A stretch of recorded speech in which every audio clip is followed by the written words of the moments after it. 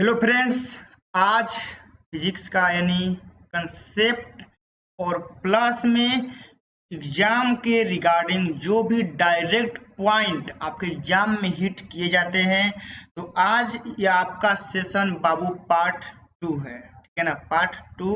तो आप यदि पार्ट 1 नहीं देखे होंगे तो आप जाकर देख लीजिएगा। लिंक डिस्क्रिप्शन बॉक्स में उपलब्ध है, आप यहां से देख सकते हैं। पार्ट 1 देख लीजिएगा और इसके आगे आज का यह वीडियो बाबू पार्ट 2 होने वाला है। अब पार्ट 2 में हम लोग बहुत ही इम्पोर्टेंट कंसेप्ट सीखने वाले हैं, तो ध्यान से माइंड कंसंट्रेट करके अच्छा से सीखिएगा। देखिए, यहाँ से यानी पार्ट 1 में जो हम पढ़ाए थे उसके आगे अब आ रहे हैं। देखिए, अब यहाँ पे क्या आप देख रहे हैं, मूल आवेश।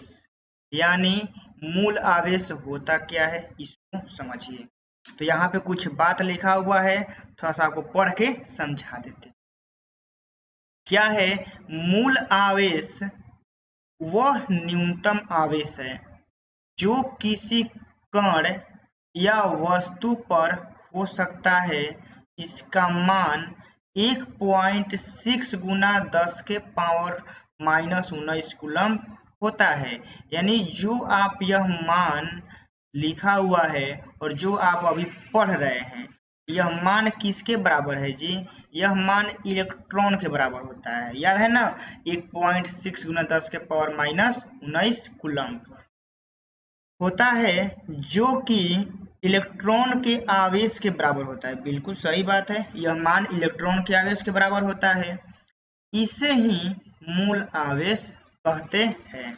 देखिए, मूल आवेश कहने का मतलब है ना कि इसको इस तरह डिफाइन किया गया है कि मान लीजिए कि कोई पिंड है, यानी यह कोई पिंड है या वस्तु है, तो इसके अंदर आवेश की जो न्यूनतम मात्रा होती है, ठीक है ना, आवेश की जो सबसे कम से कम मात्रा, यानी इससे कम नहीं हो सकता है, तो उसी को कहते हैं मूल आवेश।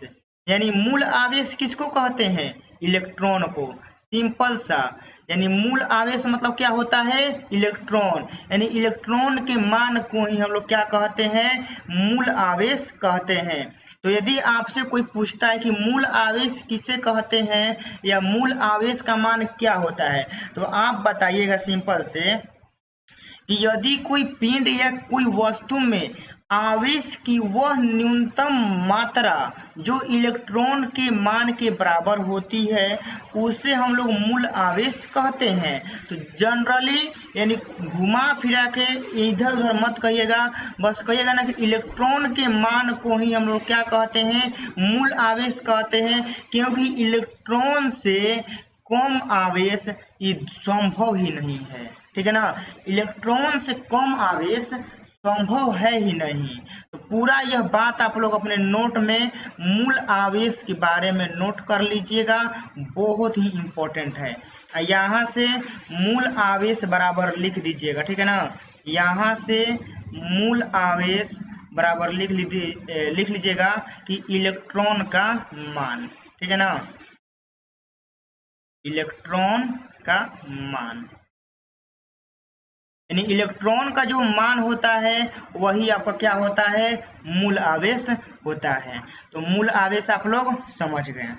आगे आइए चलते हैं, बहुत ही इंपॉर्टेंट टॉपिक है। क्या है?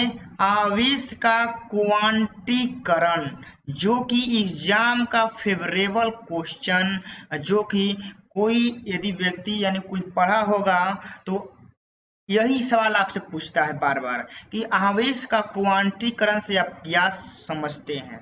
देखिए, इसको आप रटेंगे ना तो जिंदगी में कभी याद नहीं होगा। आवेश का क्वांटीकरण जो हम अभी समझा रहे हैं ना, माइंड फोकस करके अच्छे से सीखिएगा। सबसे पहले जो लिखा हुआ है उसको पढ़ के आपको समझा देते। किसी वस्तु पर आवेश की मात्रा E यानी इलेक्ट्रॉन, यानी किसी वस्तु पर आवेश की मात्रा है वह क्या है? इलेक्ट्रॉन के पूर्ण गुणज, ठीक है ना, यह पूर्ण है, पूर्व नहीं है, पूर्ण है, का पूर्ण कर लीजिएगा। पूर्ण गुणज यानी 1e 2e 3e हो सकती है, यानी 1.5e 2.5e 0.5e नहीं हो सकती है। इसे ही आवेश का क्वांटीकरण कहते हैं। आवेश के क्वांटीकरण में आवेश की मात्रा पूर्ण होनी चाहिए, ठीक है ना, पूर्ण यहाँ है, पूर्ण होनी चाहिए। सिंपल सा यह तो परिभाषा है। अब आपको हम समझाते हैं कि होता क्या है, आवेश का क्वांटीकरण का मतलब होता क्या है, समझिए। देखिए, आवेश का क्वांटीकरण का मतलब है ना कि किसी वस्तु में जो आवेश होगा, ठीक है ना, किसी वस्तु में आवेश होगा वह इलेक्ट्रॉन के मान का पूर्ण गुणज होना चाहिए। अभी भी नहीं समझे, एग्जाम्पल समझिए। हम कहेंगे कि आपको पैसा लेके पढ़ने जाना है, ठीक है ना, आप एक स्टूडेंट हैं, आप जाते हैं आते हैं, तो मान लीजिए कभी साइकिल उकिल खराब हो जाता है, तो आपको पॉकेट में पैसा रखना है, ठीक है ना, आपको पॉकेट में पैसा रखना है। लेकिन बोल देंगे कि पॉकेट में पैसा जो रखना है ना, वह मतलब कि एक प्राकृत संख्या के गुणनफल के बराबर होना चाहिए, मतलब उसके गुणज होना चाहिए।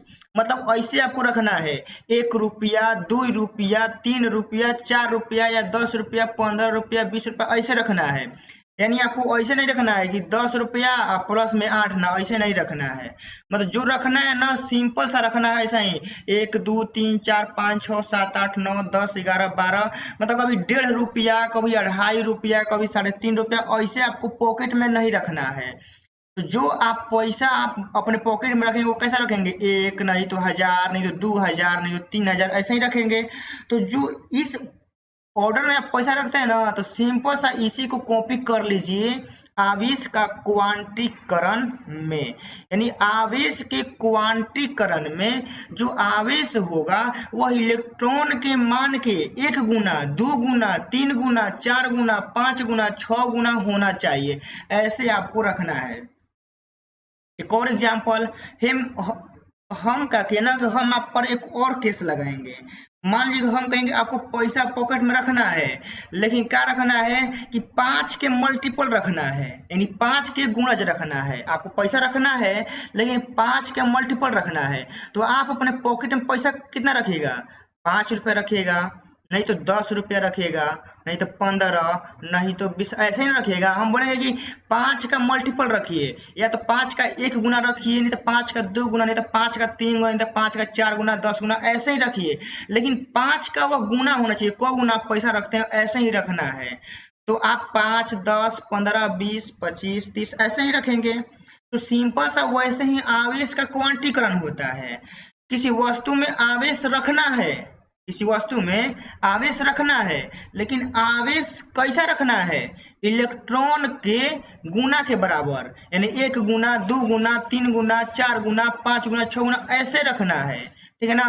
यानी एक प्राकृत संख्या के गुणनफल में आपका इलेक्ट्रॉन का मान होना चाहिए। यानी कभी भी आपको इलेक्ट्रॉन 1.5 गुना, 2.5 गुना, 0.5 गुना ऐसे आप नहीं रख सकते हैं। तो जो किसी वस्तु में आवेश होता है ना, वह क्या होता है, इलेक्ट्रॉन के पूर्ण गुणज के बराबर होता है। तो इसी को पूरा कहते हैं आवेश का क्वांटीकरण, ठीक है ना। पूरा समझिए कि आवेश का क्वांटीकरण क्या है, कि इलेक्ट्रॉन के मान के पूर्ण गुणज होना चाहिए उस वस्तु में, यानी 1 गुना, 2 गुना, 3 गुना, 4 गुना। तो उसी को कहते हैं हम लोग आवेश का क्वांटीकरण। तो आप यह परिभाषा लिख लीजिएगा, आप समझ गए होंगे कि अब आवेश का क्वांटीकरण क्या होता है। अब देखिए, अब थोड़ा सा आते हैं आगे, ठीक है ना, चलते हैं थोड़ा सा आगे, यानी जो बचा है उसको भी हम लोग देख लेते हैं।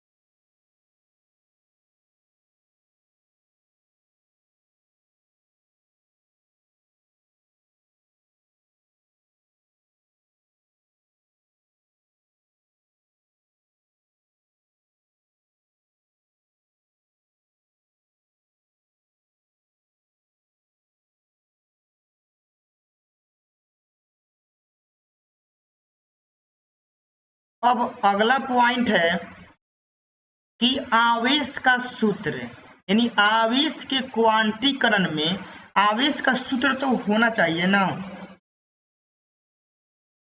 बिल्कुल होना चाहिए। तो आवेश का सूत्र देखिए क्या होता है कि आवेश Q से प्रदर्शित किया जाता है। बिल्कुल, आवेश को जो आप हमेशा लिखेंगे ना, तो देखिए जो आवेश को आप सूचित करेंगे या तो कैपिटल Q नहीं तो छोटा q, यह दोनों सिंबल होता है आवेश को सूचित करने का, ठीक है ना। या तो आप कैपिटल से भी कर सकते हैं, स्मॉल से भी कर सकते हैं, नो डाउट।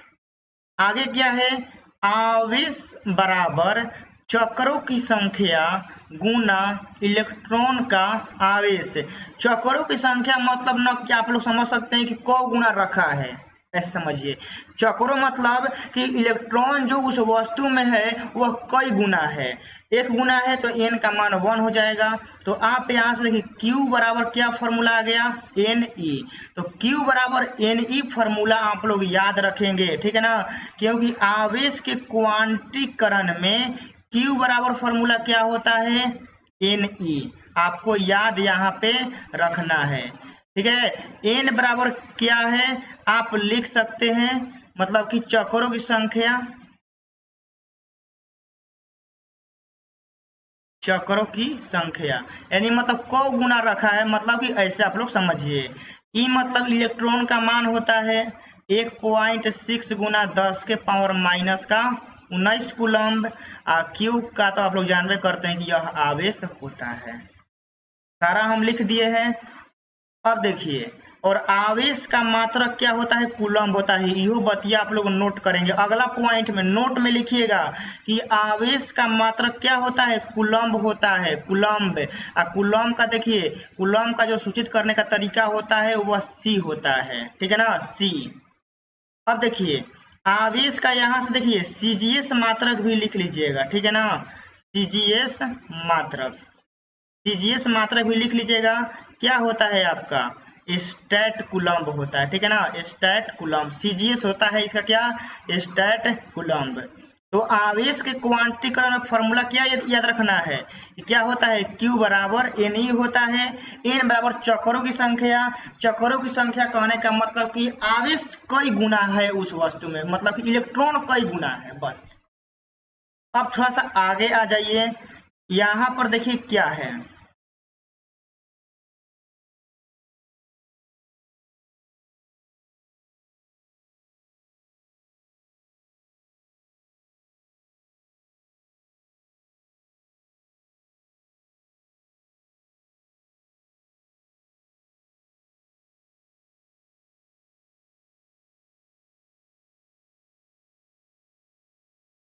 अब देखिए एक एक फार्मूला जो कि बहुत ही इंपॉर्टेंट है आपके सामने है।